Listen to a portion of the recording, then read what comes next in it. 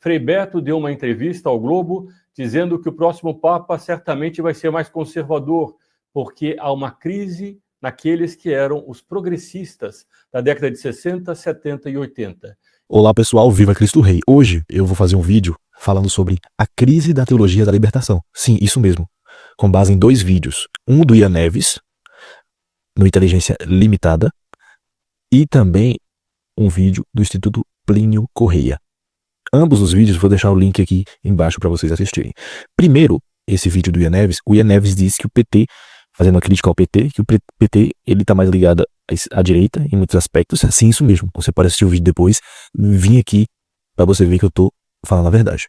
E ele fala ali das comunidades eclesiais de base que foram usadas dentro da Igreja Católica para fazer com que o PT, né, a ideia social do PT e tudo mais, fosse espalhada pelo Brasil todo.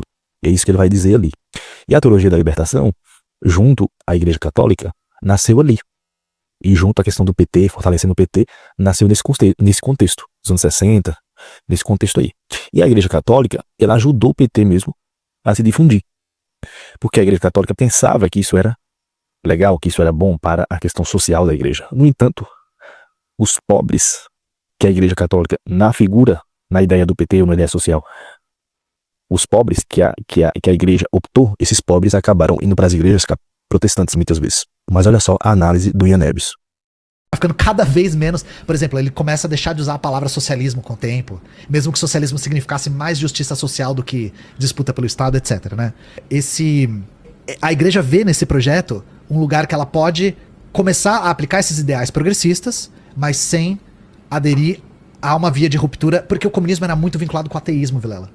A União Soviética não era só um Estado laico, era um Estado ateu, e de um ateísmo militante. O Estado soviético propagandeava o ateísmo. Então a igreja via muito a sua própria destruição no comunismo. Claro, uma ameaça. Exatamente. E aí eles apoiam. E as comunidades eclesiais de base foram tão importantes para o PT porque elas conseguiram tirar o PT dos centros urbanos. O PT era muito vinculado... Hoje a gente associa muito o PT ao Nordeste e ao Norte, né? Era diferente no passado. O PT era muito associado aos grandes centros urbanos onde tinha indústria. Claro. Os sindicalistas eram os principais representantes. O começo realmente era de maioria operária. E a igreja conseguiu levar núcleos do PT para rincões pequenos do Brasil, porque a Igreja Católica tem uma capilaridade gigantesca num país de maioria cristã. Sim. E na época a maioria católica, né? Agora os evangélicos estão avançando para se tornar maioria. Então a gente tem essa primeira fase do PT dos movimentos sociais. Existe um ditado na filosofia, principalmente do Brasil, e o Luiz Felipe Pomper fala isso muito bem, que é o seguinte: a igreja fez a opção pelos pobres, os pobres fizeram a opção pelas igrejas protestantes. Por quê? Porque a igreja que fez a opção pelos pobres era a igreja que estava ligada à teologia da libertação. Os pobres não gostavam daquilo. Eles queriam teologia da prosperidade, outro tipo de teologia. Eles não gostavam da questão social misturada com política dentro da igreja. Por isso que a Igreja Católica enfraqueceu muito.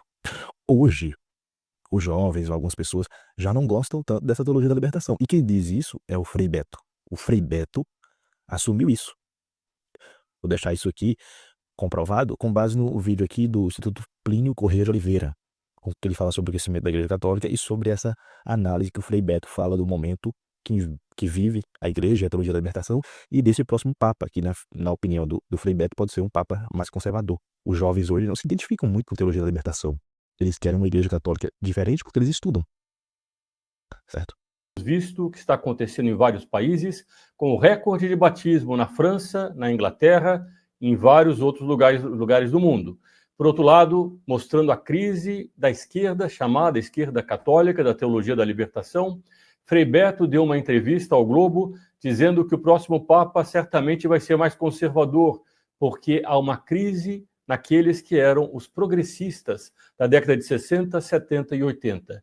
E, por fim, nós veremos uma carta de São Francisco Maria de Ligório dizendo como um Papa deve ser.